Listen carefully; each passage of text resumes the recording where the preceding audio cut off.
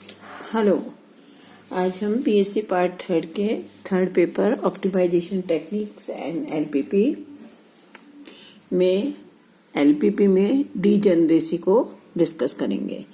Degeneracy in LPP के अंदर हमारे पास ऑब्जेक्टिव फंक्शन होता है और कॉन्स्टेंट्स होते हैं, डिसीजन वेरिएबल्स होते हैं, रिक्वायरमेंट वेक्टर्स होते हैं। और ये हम जानते हैं कि जितने भी वेरिएबल हैं, सपोज करिए 4 वेरिएबल हैं और 4 ही इक्वेशन है, तो हम उसका यूनिक सॉल्यूशन हमें मिल जाता है और हम इजीली निकाल लेते हैं। लेकिन अगर ज्यादा वेरिएबल हों तो उसको सॉल्व करने के लिए वेरिएबल हमारे पास ज्यादा हैं और इक्वेशंस हमारे पास कम हैं। तो अगर कुछ लिमिटेड होते हैं वेरिएबल, तब तो हम उनका डिपेंडेंट सॉल्यूशन इस तरह निकाल लेते हैं। लेकिन जब ज्यादा होते हैं तो हम क्या करते हैं, एलपीपी मेथड से उसको सॉल्व करने के लिए जितने भी वेरिएबल हैं, मान लीजिए हमारे पास n वेरिएबल्स हैं और m इक्वेशंस हैं, मींस नंबर ऑफ वेरिएबल्स हमारे पास ज्यादा है और इक्वेशंस हमारे पास कम है। तो हम क्या करते हैं, उन दोनों का जो डिफरेंस होता है, वेरिएबल माइनस इक्वेशंस का जो नंबर होता है, उस डिफरेंस को 0 बना देते हैं। जैसे कि अगर हमारे पास 6 वेरिएबल्स हैं और 4 इक्वेशंस हैं, तो हम 6 - 4 = 2 दो रैंडमली किन्हीं भी वेरिएबल्स को 0 बना देंगे। अब हम ये देखेंगे कि कौन से वेरिएबल को 0 बनाना हमारे लिए बेनिफिशियल होता है, ये भी आगे करेंगे अपन। तो हमने n-m वेरिएबल्स को 0 बना दिया और फिर m वेरिएबल के लिए इक्वेशन को सॉल्व कर दिया। तो ये जो n-m वेरिएबल्स होते हैं, जो भी हमने 6 - 4 वेरिएबल्स लिए हैं, उनको हम कहलाते हैं नॉन बेसिक कहते हैं हम उनको, कि उनकी वैल्यूज हमने 0 कर दी। मान लीजिए x1, x2, x3, x4, x5, x6 6 variables हैं और मैंने x1 और x2 को 0 कर दिया। तो ये जो x1 और x2 वेरिएबल है, ये हमारे नॉन बेसिक वेरिएबल कहलाएंगे। और जो बेसिक वेरिएबल कहलाएंगे वो x3, x4, x5 और x6 बेसिक वेरिएबल्स कहलाएंगे, मींस वो हमारे सॉल्यूशन के अंदर होंगे। तो these n-m variables are known as non basic, whereas the m variables are known as basic variables. If these m variables, कौन से वाले, basic variables, if these basic variables are non-negative, non-negative का मतलब क्या हुआ, पॉजिटिव और साथ में 0 भी है ना, खाली पॉजिटिव नहीं होगा, नॉन नेगेटिव मीन्स नेगेटिव नहीं होगा। और क्या क्या हो सकता है, 0 हो सकता है और एनी पॉजिटिव वैल्यू हो सकता है। तो if these m variables are non negative, then the solution with these variables called basic feasible solution. तो सबसे पहले तो हमारा बेसिक, वो कहाँ है, बेसिक वेरिएबल हुए। सबसे पहले तो हमने देखा कि बेसिक वेरिएबल क्या होता है, नॉन बेसिक वेरिएबल्स क्या होते हैं, फिर हमने देखा बेसिक फिजिबल सॉल्यूशन हमको किन से मिलता है, कि जो भी हमारे बेसिक वेरिएबल्स हैं, नॉन बेसिक को तो हमने वैसे ही अलग कर दिया, अब हम खाली बेसिक की बात कर रहे हैं। तो जो हमारे बेसिक वेरिएबल्स हैं, उनमें से नॉन नेगेटिव जो भी होंगे, अगर बेसिक वेरिएबल्स हमारे नॉन नेगेटिव हैं, तो वो हमारा क्या कहलाएगा, बेसिक फिजिबल सॉल्यूशन कहलाएगा। मींस 0 भी हो सकता है और पॉजिटिव भी हो सकता है। In this basic feasible solution, if all variables are positive, means कोई भी वेरिएबल इनमें 0 ना हो। सबसे पहले तो हमने सेलेक्ट ऐसा कर लिया कि नॉन नेगेटिव में क्या क्या आ गए, 0 एंड पॉजिटिव। अब हमने 0 को भी हटा दिया और हमने कहा खाली पॉजिटिव हो। If these variables, these basic feasible solution में ऑल वेरिएबल्स पॉजिटिव हो, then it is known as the degenerate solution. Degenerate solution कहलाएगा। Thus, if at least one basic variable in basic feasible solution is 0, then it is known as the degenerate basic feasible solution. ये हमारा non degenerate, then it is known as non degenerate solution. और अगर कोई भी एक variable 0 है तो वो हमारा क्या कहलाएगा, degenerate basic feasible solution. The phenomena of obtaining a degenerate basic feasible solution is known as the degeneracy in LPP. ये हम देखेंगे कि जब हम एलपीपी की इटरेशन करते हैं, सबसे पहले हम स्टार्टिंग टेबल बनाते हैं, उसमें फिर हम इम्प्रूवमेंट के लिए, किसका इम्प्रूवमेंट, ऑब्जेक्टिव फंक्शन की वैल्यू को इम्प्रूव करने के लिए हम नेक्स्ट इटरेशन करते रहते हैं, एक सीरीज ऑफ इटरेशन करते हैं to improving the objective function, to improving the value of Z. तो उसमें अगर किसी भी स्टेज पे हमारी डीजेनरेसी आ जाती है तो हम ये कहते हैं कि डीजेनरेसी इन एलपीपी। वो हमारी स्टार्टिंग में भी आ सकती है और किसी भी इंटरमीडिएट इटरेशन पे आ सकती है। अभी हम देखेंगे कि occurrence of degeneracy in LPP का रीजन क्या रहता है। तो डीजेनरेसी इन एलपीपी में arises at the initial iteration और एट सम सब्सिक्वेंट इटरेशन।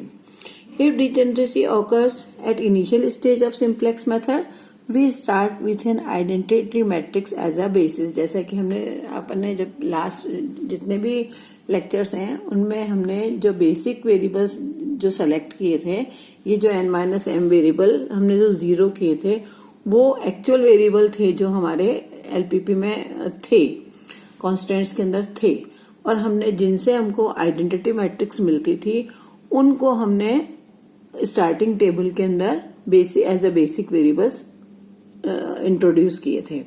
तो if degeneracy occurring at initial stage of simplex method we start with an identity matrix as a basis.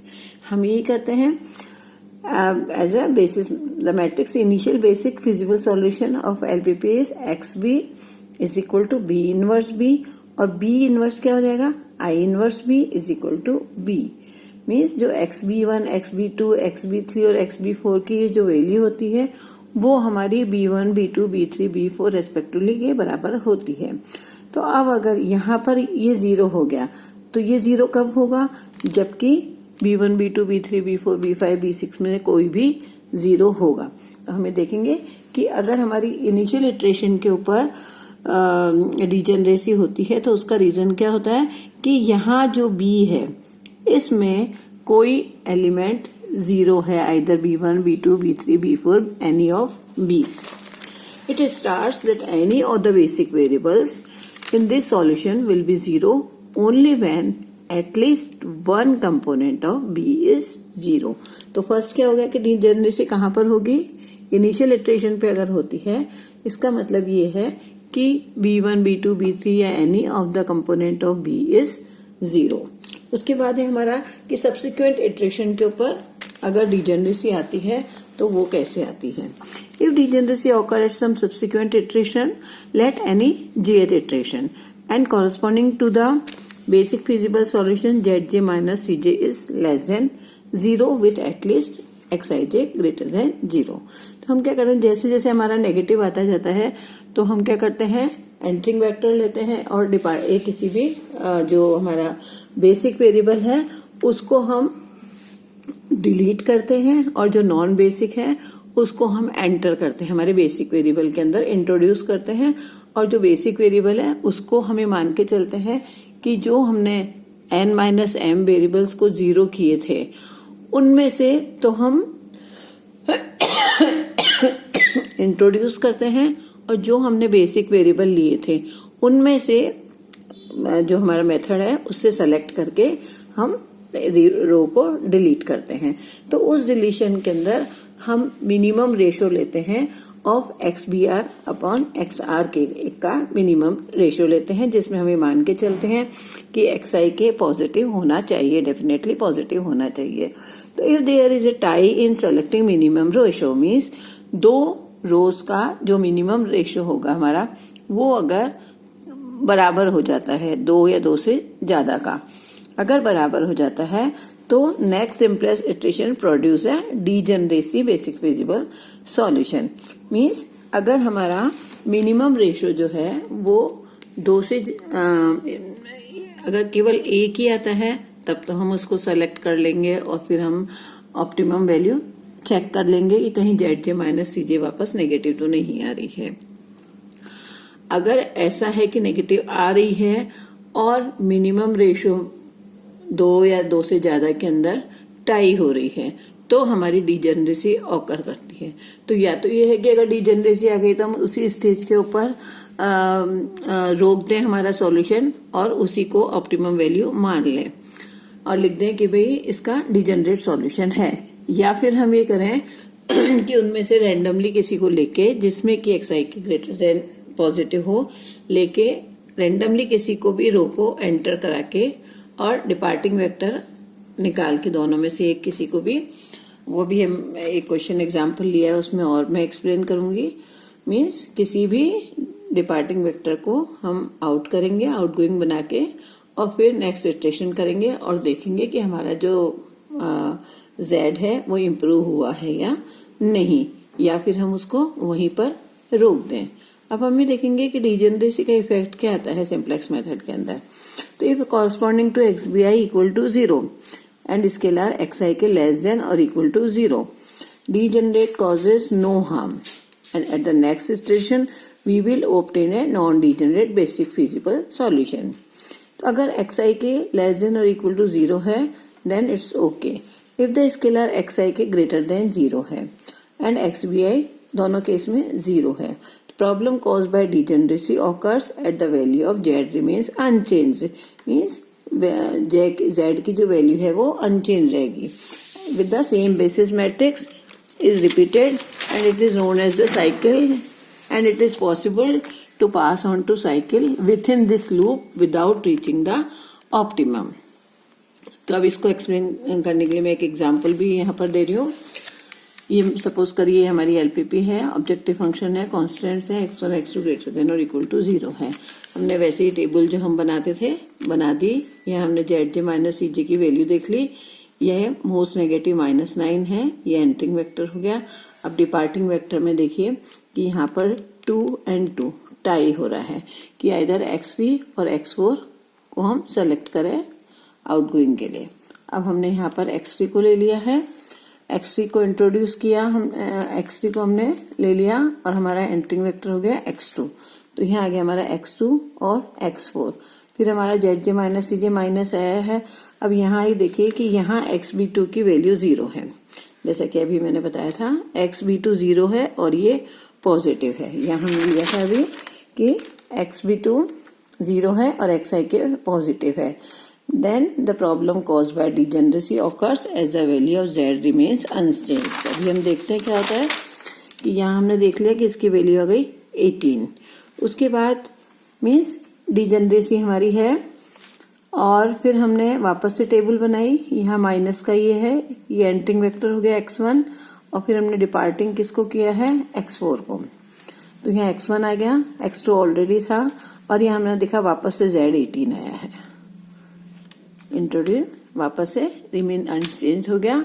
तो क्या हम इसी स्टेज पे जहाँ की डीजेनरेसी हमारी आ गई थी हम इसको सॉल्व करना बंद कर दें या फिर और आगे करें? तो इसमें हमने यहाँ देखा है कि हम क्यों नहीं रोकते इसको, कि हो सकता है कि किसी स्टेप पर ये वापस नॉन डिजेनरेट हो जाए। तो इसको मैंने और एक्सप्लेन किया है। यहाँ पर इसका ग्राफ बनाया है, ग्राफिकल सॉल्यूशन भी दिया है। यहाँ पर क्या है ग्राफिकल, इसलिए क्यों हो जाएगा हमारा डिजेनरेट। यहाँ पर 1 2 3 लाइन्स यहाँ से पास हो रही है, तो ये ऑप्टिमल डिजेनरेट सॉल्यूशन आ गया। Here the value of the variable, और इसके आगे क्या है, in first and second improvements. First हमारी ये टेबल थी, Z18 है सेकंड में भी। Here the value of the variable in first and second improvements are exactly the same. These are degenerate solution because both the iteration one of the basic variable is 0। यहाँ पर xb2 0 था, यहाँ पर हमारा xb1 ये वाला 0 हो जाएगा। Variable is first and second improvements are exactly the same. These are degenerate solution because at both the iteration one of the basic variable is 0. Hence, there we must stop at the improvement where the degenerate solution first appear कि जहाँ जैसे ही degenerate solution आए हम उसकी improvement table बनाना बंद कर दें। But we don't do that because we are not sure that such degenerate solution when it first appear will coincide with the optimal solution. In other words, the problem may be temporarily degenerate at one of the intermediate iteration before it become non-degenerate. और ये graph से बना के यहाँ दिखा है. Thank you.